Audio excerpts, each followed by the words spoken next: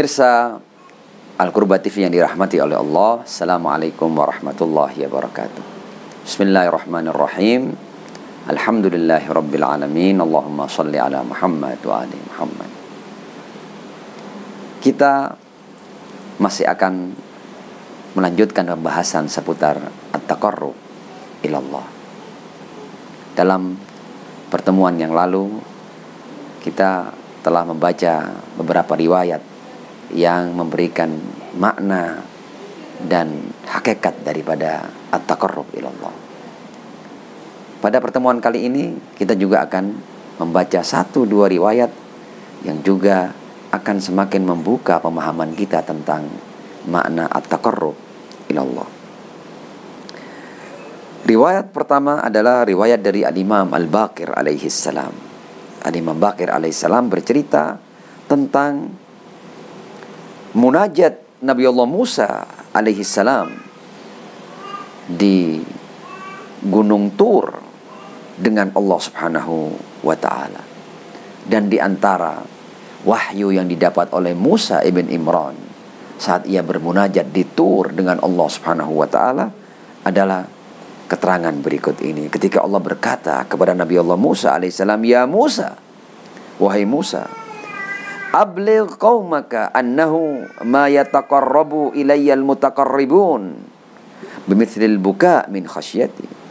Sampaikan kepada kaummu wahai Musa bahwa orang-orang yang berusaha untuk mendekatkan dirinya denganku, mereka tidak akan mendapatkan kedekatan seperti apabila mereka mampu sampai pada tetesan air mata karena takut padaku.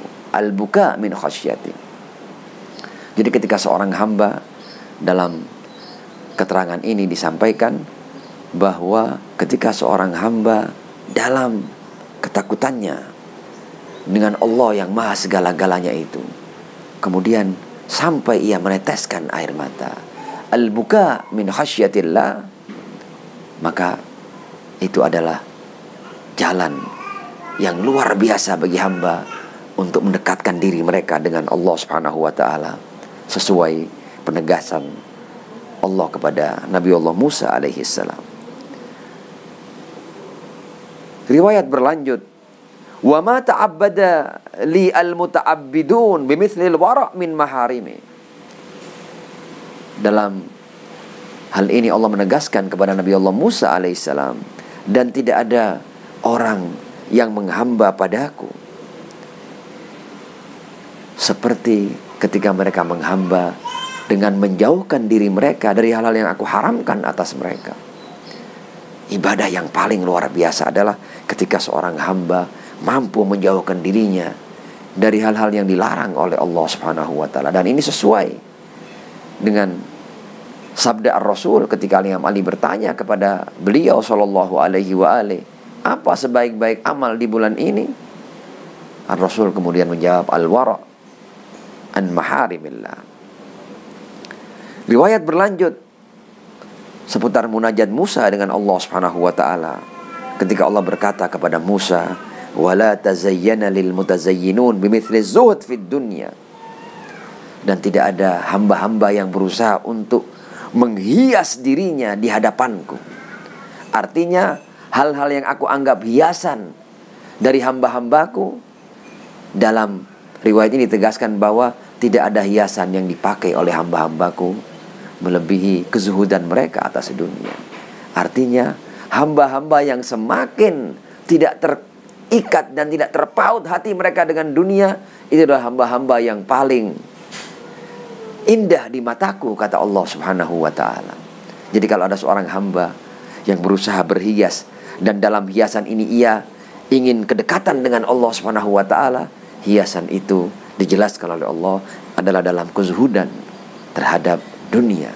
Artinya membuang keterpautan hati dan jiwa dengan dunia, dan hanya memautkan hati dan jiwa dengan Allah Subhanahu wa ta'ala.